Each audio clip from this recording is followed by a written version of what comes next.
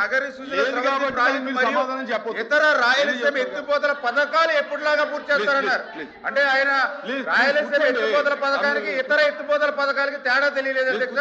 దయ ఉంచి కొంచెం స్టడీ చేసుకుని వచ్చిన వరకు రావాలని అడుగుతున్నాం అధ్యక్ష. ఏదైతే అధ్యక్ష రిక్వెస్ట్ చేస్తున్నాను మిమ్మల్ని రిక్వెస్ట్ చేస్తున్నారు. మీరు ఓకే అంటే మాట్లాడండి. దేనికి అధ్యక్ష? ఇది మీకు టైం ఇచ్చాను నేను, మిమ్మల్ని రిక్వెస్ట్ చేస్తున్నాడు ఆయన. మీరు అలౌ చేస్తే ఓకే, లేదంటే మీరు మాట్లాడండి. అధ్యక్ష, ఇందాక ప్రశ్న వచ్చినప్పుడు ఇప్పుడు ప్రశ్న వచ్చినప్పుడు కూడా వీటిలో కూడా రాయలసీమ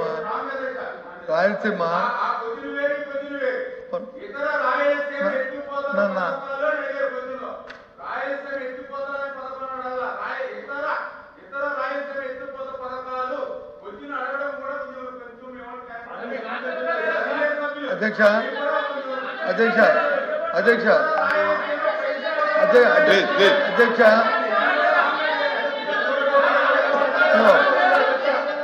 ఇగో మంత్రి గారు టెక్నికల్గా సాంకేతికంగా అంటే ఇప్పుడు సాంకేతికంగా ఉన్నది, తర్వాత దీనికి సమాధానం చెప్తాము పంపిస్తామంటే సరిపోద్ది. దానికి అభ్యంతరం లేదే. రాయలసీమ ఎత్తిపోతల పథకాలకు సంబంధించి సూటిగా ఇందాక కూడా ఇప్పుడు కూడా అడుగుతున్నాం. ఏదైతే ఇది ప్రధానం, ఎందుకంటే రాష్ట్రంలో అందరికి కావాల్సింది ఈ విషయం, అంతేగాని రాజకీయ అవసరాల కోసం కాదు. ఎవరైతే శాసనసభ సాక్షిగా తెలంగాణ ముఖ్యమంత్రి రేవంత్ రెడ్డి గారు ఏదైతే అంశాన్ని లేవనెత్తారో, రాయలసీమ ఎత్తిపోతల పథకాన్ని నేను చెప్తేనే చంద్రబాబు నాయుడు ఆపారన్నారు. అది వాస్తవా కాదా? అది వాస్తవమే చెప్పండి.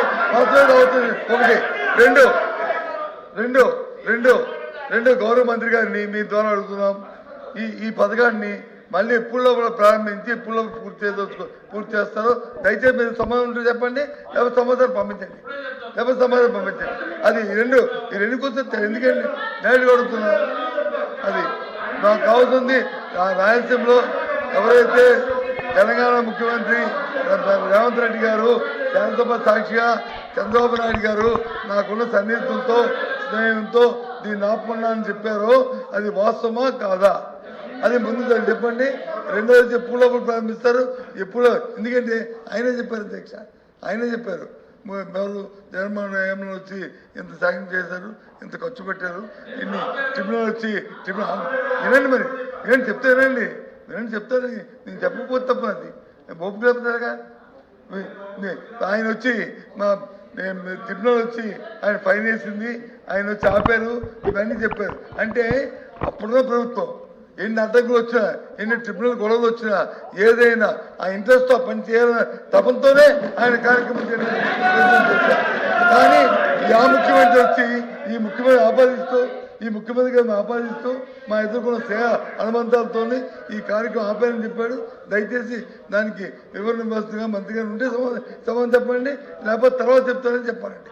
కానీ అడుగుతుంది అది. ప్లీజ్ మంత్రి గారు. ధన్యవాదాలు అధ్యక్ష. ఇప్పుడు గౌరవ సభ్యులు అడిగినటువంటి ప్రశ్నకు ఎంత సమయమైనా సరే మేము చర్చించడానికి సిద్ధంగా ఉన్నాం. రైట్ ప్లాట్ఫామ్ మీద రమ్మన్నాం. ఆల్రెడీ రేపు కూడా దీని షార్ట్ డిస్కషన్ కూడా ఉంది. వాళ్ళు వాకౌట్ చేయకుండా ధైర్యంగా వచ్చి కూర్చోమని చెప్పండి. ధైర్యంగా వాస్తవాలు విని ఓపుకుండి సమాధానం వినేంత వరకు ఉండమని కొత్త సత్యనారాయణ గారిని మీ ద్వారా కూడా రిక్వెస్ట్ చేస్తున్నాం. రేపు వాకౌట్ చేయకుండా లాస్ట్ వరకు ఉండమని చెప్పేసి అడుగుతున్నాం. కమిట్మెంట్ అడుగుతున్నాం. నెంబర్ 1. నెంబర్ 2, నేను చెప్పింది ఏంటంటే ఏదైతే ఈ క్వశ్చన్ నేననే కాదు, నిన్న మా అధికారులు కూడా అంతా కూడా ఈ క్వశ్చన్ మేము కూడా చూసాం. ఏదైతే రాయలసీమ ఎత్తిపోతల పథకం గురించి ఇంతకుముందు మాట్లాడారో దాని మీద నేను క్లారిటీ ఇచ్చాను. ఈ క్వశ్చన్లో ఇతర రాయలసీమ ఎత్తిపోతల పథకాలు అంటే రాయలసీమలో ఉన్నటువంటి లిఫ్ట్ ఇరిగేషన్స్ ఏవైతే ఉన్నాయో అవన్నీ ఇందులో వస్తున్నాయనేటువంటిది మాకు ఇచ్చినటువంటి ఆన్సర్. ఓకే. ఇప్పుడు కాకపోతే గౌరవ సభ్యులు రాయలసీమ ఎత్తిపోతల పథకం గురించే మేము ఇందులో అడిగామని చెప్తున్నారు కాబట్టి ఖచ్చితంగా దాని గురించి కూడా నేను వాళ్ళకి ఇందాక నేను చెప్పింది సరిగ్గా వాళ్ళకి గలాటా వాళ్ళు సరిగ్గా అర్థమైనట్టుగా లేదు. అందుచేత రెండవసారి మళ్ళీ వాళ్ళకి చెప్పదలుచుకున్నా. ఏదైతే చాలా క్లియర్గా అలాగే అధ్యక్ష. ఇప్పుడు ఏదైతే గౌరవ సభ్యులు అడిగారు అధ్యక్ష గారు మాట్లాడారు, ఏదైతే పొరుగు రాష్ట్రంలో ఉన్నటువంటి అదే ఒక నిమిషం ప్లీజ్ సార్ గౌరవ సభ్యులు కొత్త సత్యనారాయణ గారు మాట్లాడారు. నేను ఆన్సర్ చెప్పాను అధ్యక్ష.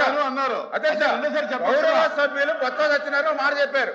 ఏదైతే అక్కడ ముఖ్యమంత్రి రేవంత్ రెడ్డి గారు మాట్లాడారు అని చెప్పారు. మరి అదే రోజు అక్కడ ఉన్నటువంటి హరీష్ రావు గారు కూడా మాట్లాడారు.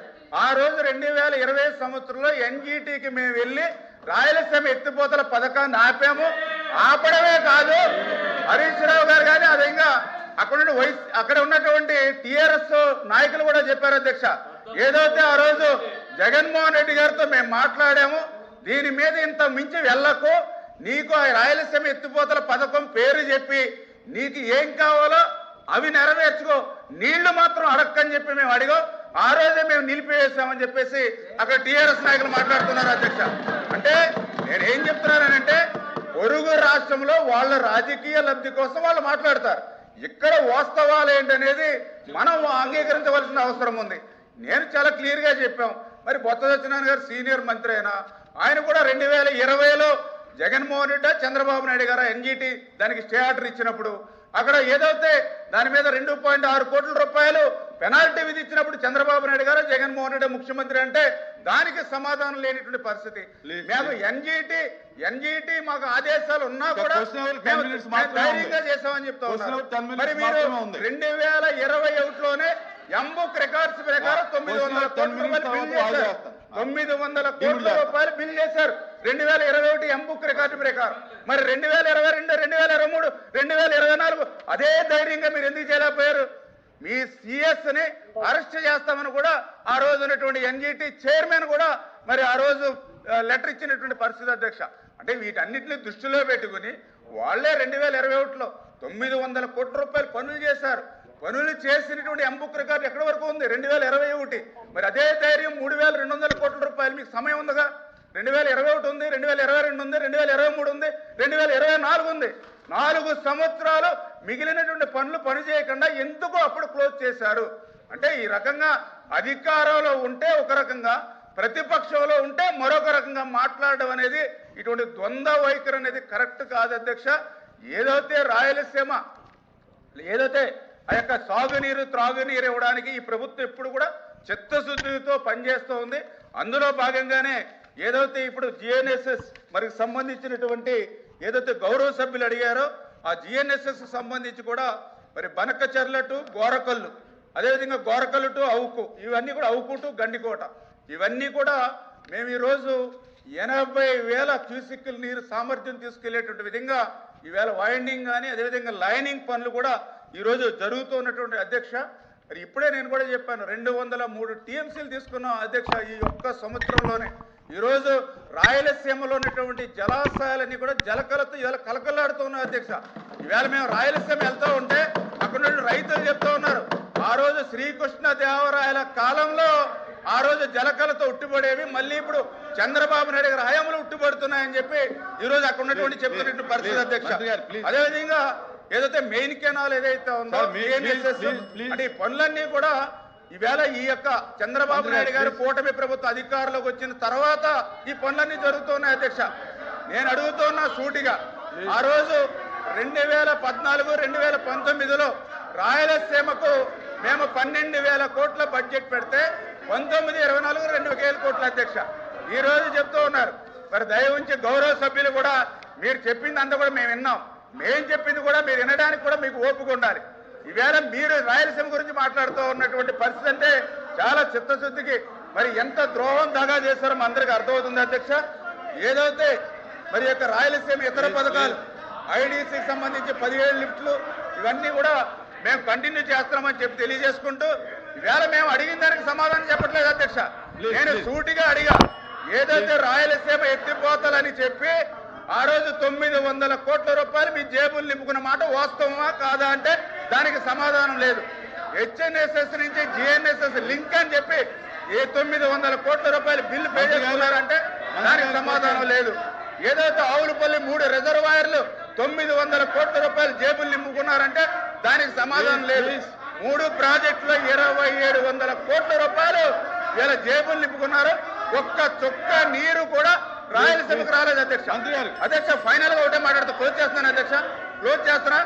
2019, 2024 5 సంవత్సరాల్లో రాయలసీమకి ఒక్క చుక్క నీరిచ్చామని ఇవాళ ధైర్యంగా ఇవాళ గౌరవ వైసీపీ సభ్యుల్ని సమాధానం చెప్పానండి అధ్యక్ష. ప్లీజ్ ప్లీజ్ ప్లీజ్ కూర్చోండి. ప్లీజ్ కూర్చోండి. ప్లీజ్ కూర్చోండి. కూర్చోండి. ప్లీజ్ కూర్చోండి. ప్లీజ్ కూర్చోండి. ప్లీజ్ కూర్చోండి. ఎల్ఓపి గారు అధ్యక్ష ప్లీజ్ కూర్చోండి. అధ్యక్ష ప్లీజ్ కూర్చోవాలి మీరు. మంత్రి గారు ఆపండి. మంత్రి గారు ఇంతసేపు సంబంధం నేను అడిగింది సూటిగా ఒకే ఒక ప్రశ్న. అక్కడ రేవంత్ రెడ్డి గారు శాసనసభలో చెప్పారంటే హరీష్ రావు సమాధానం చెప్పారు. హరీష్ రావు సమాధానం రేవంత్ రెడ్డి సమాధానం. రేవంత్ రెడ్డి అనేవాడు బాధ్యత గల వ్యక్తి, ఒక రాష్ట్ర ముఖ్యమంత్రి. ఒక రాష్ట్ర ముఖ్యమంత్రి నేనే ఆపించాలని రాష్ట్ర ముఖ్యమంత్రి పేరు చెప్పినప్పుడు ఇక్కడున్న ముఖ్యమంత్రి ఇక్కడున్న మంత్రివర్గ సభ్యులు చెప్పాల్సిన బాధ్యత ఈ రాష్ట్ర ప్రజానికి ఈ జాతీయ ఉంది. దాన్ని విస్మరించి వాళ్ళ మీద రాజగోపాల్ చెప్తారండి అధ్యక్ష. అధ్యక్ష అంటే మీ ఉద్దేశం మీరు ద్వంద్వ వైఖరి ఈ రాజ్యం కూర్చి మీరు రావడం మీకు ఇష్టం లేదు. మీరు ఎడారిగా మాట్లాడడం మీ ఉద్దేశం. ఆ ముఖ్యమంత్రి వచ్చి డెలిబరేట్ గా చెప్తే కాదు ఇది వాస్తవం కాదు ఇది కాదు అని చెప్పి చెప్పడానికి ఏం చెప్పడం మీకున్న అధ్యక్ష మీకున్న అల్సర్ అధ్యక్ష మీకున్న ఏంటి అధ్యక్ష అర్థం అవ్వట్లేదు. ఎందుకు చెప్పట్లేదు? ఎందుకు చెప్పట్లేదు?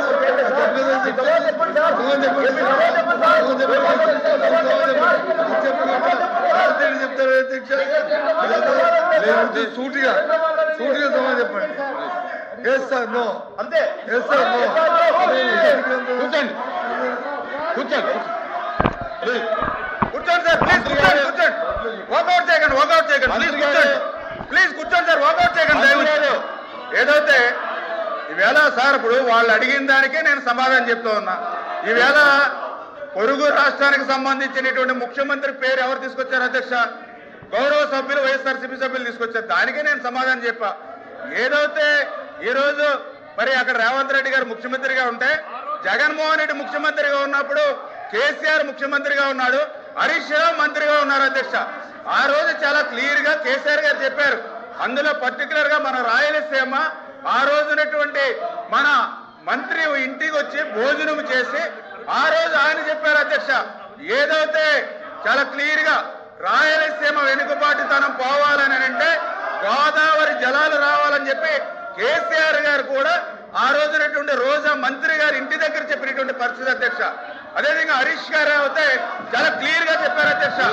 ఏదైతే ఆ రోజు జగన్మోహన్ రెడ్డిని మేమే ఒప్పించి ఆ రోజు వైఎస్ఆర్సీపీ నాయకులు కూడా చెప్పారు మేమే ఎన్జీటీకి వెళ్ళి జగన్మోహన్ రెడ్డిని ఇంతకు మించి ముందుకు వెళ్ళొద్దని ఆదేశాలు ఇచ్చామని చెప్పి మరి అక్కడ ఉన్నటువంటి మరి కేసీఆర్ గారు కానీ హరీష్ రావు గారు కానీ మరి అక్కడ నాయకులు చెప్పారు అధ్యక్ష.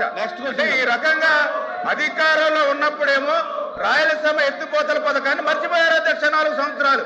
ఇవాళ ప్రతిపక్షంలోకి వచ్చిన తర్వాత 11 సీట్లకు కూర్చోబెట్టిన తర్వాత ఇప్పుడు గుర్తొచ్చింది అధ్యక్ష. రాయలసీమ ఎత్తిపోతలు 11 సీట్లు ఇస్తేనే కానీ వీళ్ళకి గుర్తు రాలేదు అధ్యక్ష. రాయలసీమ ఎత్తిపోతల